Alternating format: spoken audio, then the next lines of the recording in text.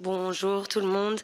Maintenant, je vais vous demander d'accueillir et d'applaudir chaleureusement les deux personnes qui vont venir s'exprimer au nom de la coalition anti-violence policière et antiraciste suisse, que j'appelle sur scène à présent.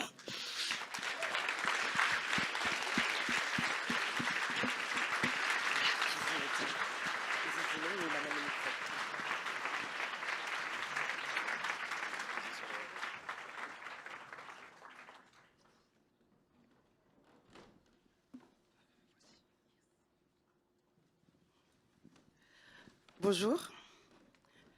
C'est assez difficile de s'exprimer après le film qu'on vient de voir. Un film quand même qui nous prend assez aux tripes, tellement il montre la réalité que nous sommes en train de vivre aujourd'hui. Donc pour commencer, nous remercions toutes les personnes en lutte ici et ailleurs contre les violences policières et d'État dans une perspective d'antiracisme politique. La présence de militantes internationales comme celles qui sont aujourd'hui présentes nous honore.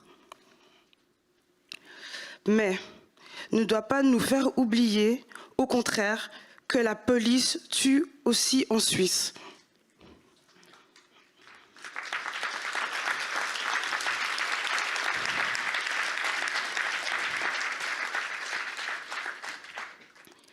Malgré l'invisibilisation des différentes institutions culturelles et politiques à laquelle participe le FIFDH, il est important que vous sachiez que nous luttons. Même si nous n'avons pas été invités aujourd'hui, même si cette place nous l'avons arrachée, sachez que nos rues résonnent des noms de toutes les victimes de violences d'État.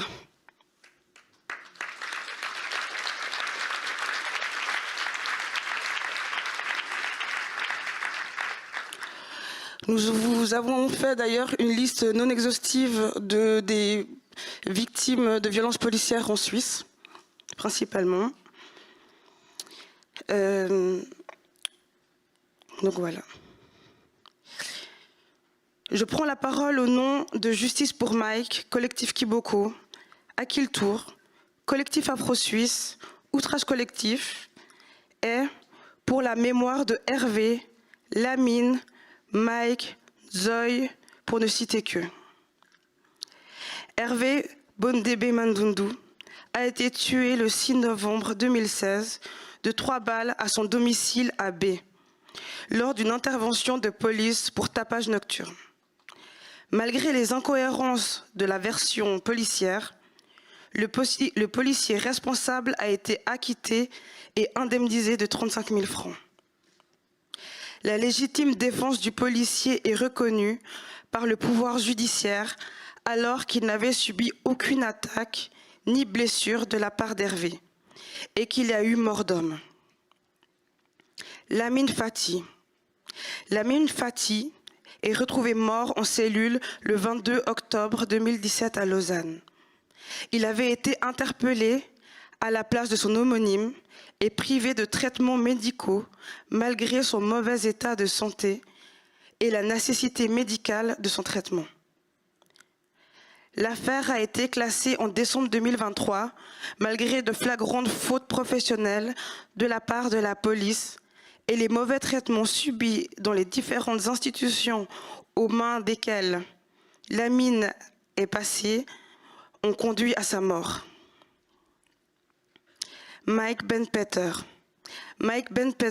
a été tué le 1er mars 2018 à Lausanne après un plaquage ventral exercé sur lui par 6 policiers. Malgré ses appels à l'aide, les 6 flics ont été acquittés et indemnisés en juin 2023. Sa famille continue la lutte et a fait appel auprès du tribunal cantonal. Le procès aura lieu au début du mois de juillet 2024 et mobilise des experts à l'international, ce qui va générer beaucoup de frais.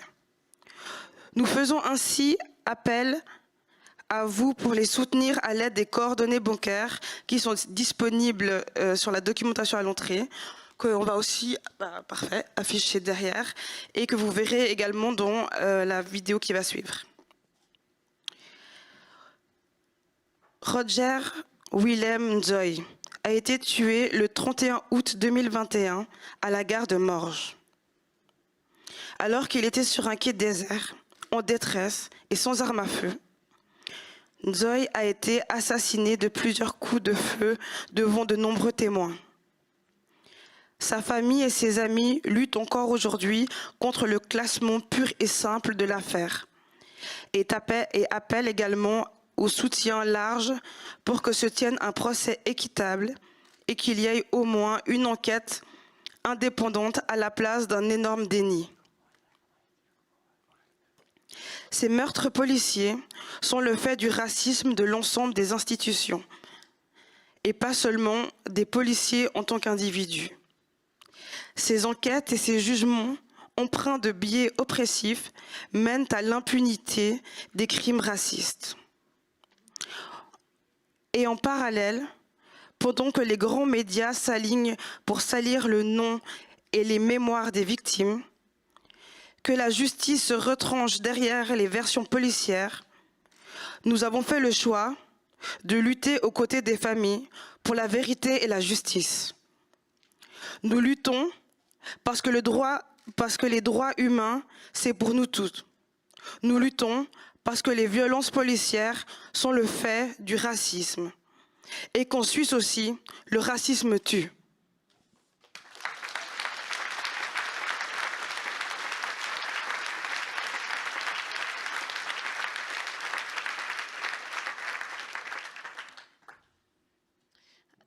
Bonjour à toutes et tous. Donc, comme l'a expliqué ma camarade Marlène, c'était pas vraiment prévu qu'on prenne la parole aujourd'hui. Donc, je vous prie de m'excuser pour le résultat. Je remercie la coalition pour la confiance qu'ils et elles m'ont témoignée et leur invitation donc à prendre la parole en leur nom. La coalition, elle est composée de collectifs qu'on ne présente plus ou qu'en tout cas on ne devrait plus présenter, pour lesquels on est nombreuses et nombreux ici à avoir le plus profond des respects. Et je remercie également Maître Simon Nta, qui est l'avocat de la famille de Mike Ben Peter. Donc Mike Ben Peter, c'est cet homme noir dont vient de parler Marlène, qui a été tué par la police il y a 6 ans dans le canton de Vaud. Maître Simon Nta, c'est un ténor du barreau genevois que non plus je n'ai pas besoin de présenter, dont l'expertise aurait été précieuse, voire indispensable à l'échange d'aujourd'hui, et qui malheureusement ne peut pas être des nôtres pour cause d'impératifs prépondérants, et qui m'a fait l'honneur de m'accorder sa confiance pour combler le trou béant que représente son absence à cette table ronde. Donc oui, tout comme l'intervention de ma camarade Marlène, le but de ma présence sur scène, c'est de rappeler que non, la Suisse n'est pas épargnée par le problème systémique que représentent les violences policières à caractère raciste, loin s'en faut. Par exemple, avec Maître Simon Nta, mais également le comité La Vérité pour Adama, qui est fondé par Madame Assa Traoré, et l'association Aki Le Tour et l'ONG Service International pour les droits de l'homme. En 2020, nous avions soumis un rapport conjoint auprès de la haute commissaire de l'ONU pour les droits de l'homme sur les cas de Mike Ben Peter et d'Adama Traoré, cas qui sont désespérément criants de similitudes, non seulement entre eux, mais également avec de nombreux autres cas de personnes afrodescendantes mortes à la suite de plaquages ventraux. On peut penser par exemple à Eric Garner. Des similitudes telles que douter du caractère systémique de ces cas revient à méconnaître la définition du terme systémique. Parce qu'évidemment, non, ce n'est pas le fruit du hasard si à chaque fois qu'un homme noir meurt à la suite d'une intervention dite musclée, il se trouvera toujours en Suisse, en France, aux États-Unis, un ministère public qui, dans la demi-seconde qui suivra ce décès, imputera publiquement ce décès à une overdose, avant de voir finalement son hypothèse cavalière et hâtive complètement battue en brèche par les rapports toxicologiques. Ce n'est non plus le fruit du hasard si, quand un homme noir meurt aux mains de la police, il se trouvera à nouveau toujours en Suisse, comme en France, comme aux États-Unis, des médecins légistes et autres experts, entre guillemets, pour imputer ce décès à la pluie, au beau temps, à la peste, au choléra, à une maladie orpheline indétectée jusqu'alors et qui aura précisément choisi le moment de l'arrestation pour se manifester. Bref, à toutes sortes de causes, mais jamais aux actes violents commis par la police. Ce n'est pas le fruit du hasard si dans ce genre de dossier, même la science censée être objective se range constamment du côté du pouvoir. La question des expertises médico-légales et les batailles acharnées et éprouvantes qu'elles engendrent, ainsi que la problématique du manque d'indépendance des experts, est une question cruciale, sensible, dont Madame Assa Traoré, mais également Maître Simonta, ont pu faire les frais. Et c'est un problème qu'on rencontre également en Suisse.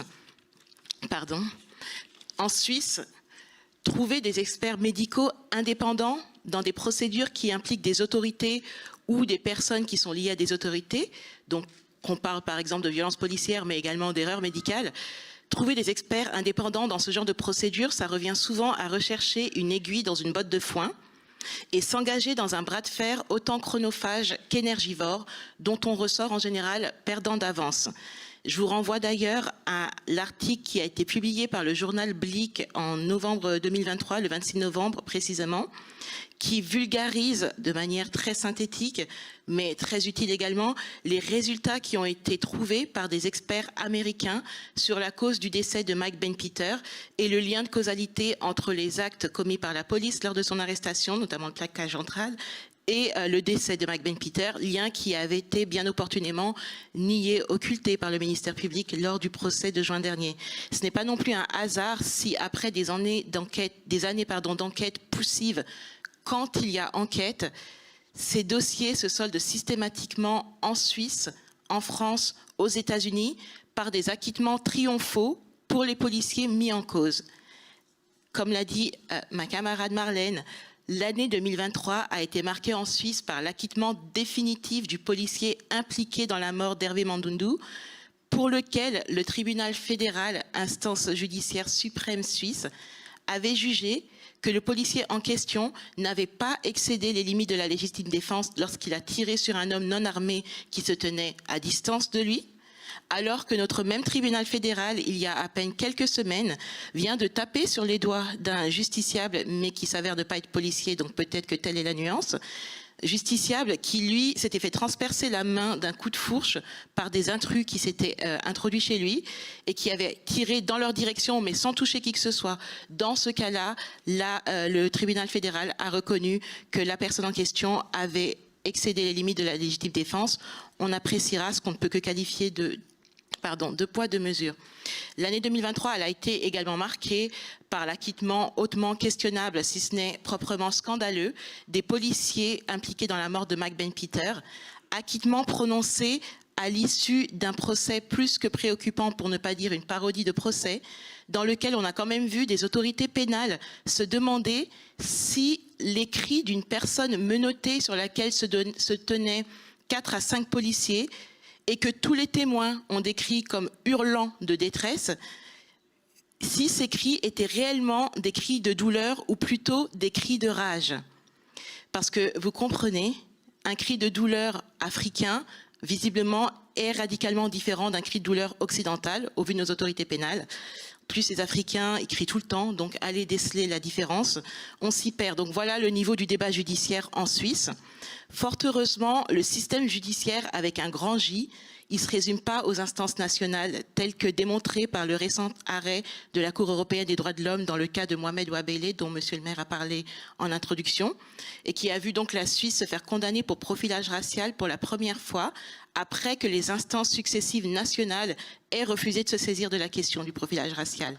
L'importance des instances supranationales des droits de l'homme, qu'on parle de la Cour européenne des droits de l'homme, mais également des organes de traité de l'ONU, elle est cruciale pour les victimes et pour leurs défenseurs qui, d'entrée de jeu, doivent se préparer à des procédures longues et coûteuses au niveau national avec un taux de succès à pleurer et doivent donc d'entrée de jeu avoir comme horizon procédural ces instances supranationales qui sont pour l'instant les seules à savoir rappeler à la Suisse, à la France et aux autres qu'elles ne sont pas des petits îlots d'impunité évoluant dans un océan de néant judiciaire, mais des États avec des obligations auxquelles ils sont tenus de se plier, bon gré, mal gré.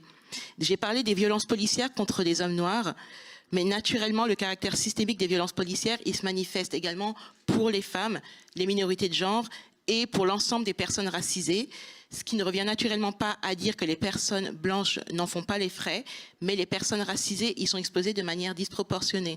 Et donc pour ma part, dans ma pratique, j'ai eu effectivement à aussi défendre des personnes, des jeunes hommes notamment, très très jeunes, d'origine et ressortissants d'États dits du Maghreb, donc Algérie, Maroc.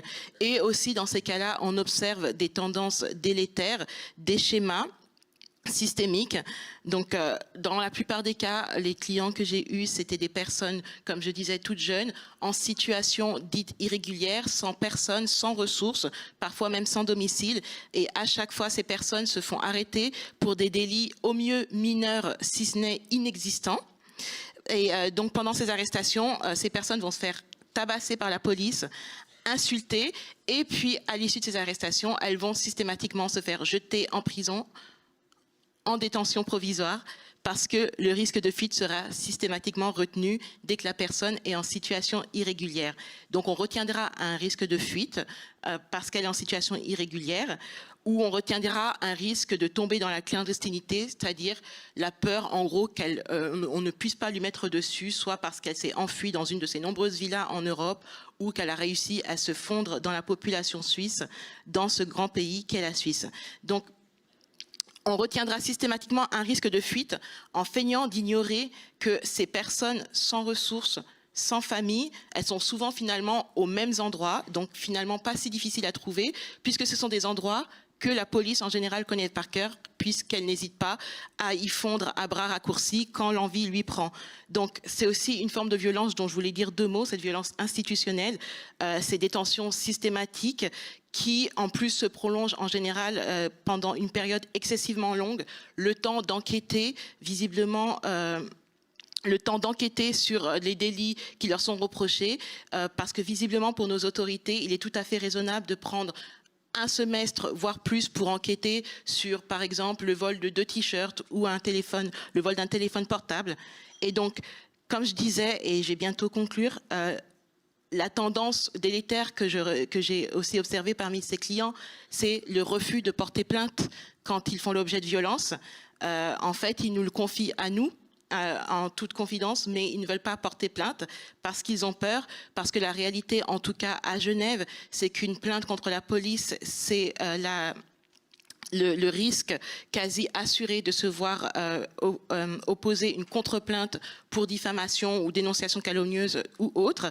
La réalité, c'est aussi que la police, la parole de la police, elle a une valeur probante accrue. Donc, en gros, tout ce que la police dit existe et elle n'a pas besoin de le prouver.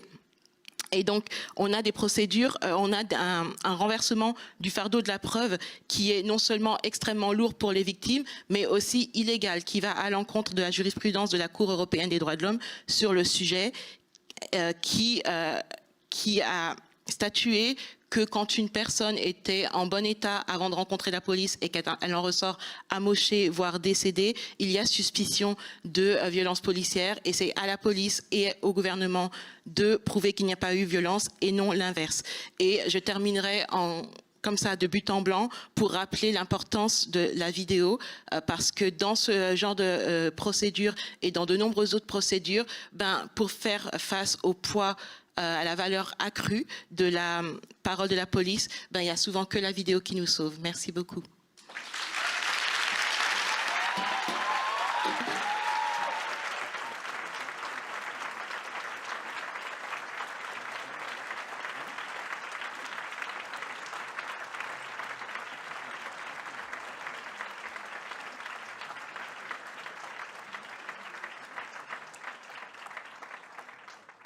Mars 2018, Mike Ben-Peter est tué lors d'un contrôle de police, lors d'une opération anti-deal en ville de Lausanne. Soutien pour la famille de Mike, c'est le nom de l'association qui a été créée récemment afin d'apporter une aide financière à la famille de Mike Ben-Peter. Justice pour Mike, Collectif Kiboko ou encore l'affaire Mike Ben-Peter. Ce sont des termes que vous avez certainement entendus, que ce soit sur les réseaux sociaux ou dans les médias. Mars 2018, Mike Ben-Peter est tué lors d'un contrôle de police, lors d'une opération anti-deal en ville de Lausanne. Le procès a eu lieu en 2023. Il a révélé que les policiers n'ont laissé aucune chance à Mike. Ils l'ont sprayé au poivre, frappé et se sont mis à 6 sur lui pendant de longues minutes. Malgré tout cela, ils ont été acquittés. Mike était une personne noire. Et on peut considérer cet événement comme un simple fait divers. Au contraire, cela vient confirmer une tendance. En Suisse, lorsqu'on est une personne noire, maghrébine, sud-américaine, tamile, originaire des Balkans ou du Moyen-Orient, les risques ne sont pas les mêmes lorsqu'on est confronté à la police. Des personnes, des associations, des collectifs ou des partis politiques ont tenté et tentent encore d'en faire une question politique justement. On parlera alors de profilage racial ou de racisme systémique. Toutes ces personnes tentent au mieux de porter cela à une échelle plus globale, c'est-à-dire à l'échelle nationale. Mais ce drame, c'est avant tout celui d'une famille, celui de son frère Roger et celui de sa femme Bridget. Bridget vit désormais en Espagne avec ses 3 enfants, âgés de 16, 12 et 5 ans. Bridget était enceinte de 2 mois lorsque son mari a été tué. Aujourd'hui, c'est pour elle, mais surtout pour ses enfants, que Bridget veut continuer à se battre, afin que l'image de son mari ne soit pas uniquement celle véhiculée par les médias, mais aussi et simplement pour honorer la mémoire de son mari et père de ses enfants. Pour y arriver, Bridget a besoin d'aide. Disons-le clairement, elle a besoin d'argent. Aujourd'hui, elle est seule avec ses 3 enfants et elle peine à assurer les frais du quotidien. Que ce soit son loyer à 900 €, les frais de scolarité, les frais de garde lorsqu'elle part au travail. Elle se retrouve face à un choix. Continuer de se battre pour honorer la mémoire de Mike et payer les futures démarches juridiques ou assurer au mieux le quotidien de sa famille. C'est dans ce cadre-là que nous faisons appel à vous. Soutenez la famille de Mike, soutenez Bridget, soutenez ses enfants.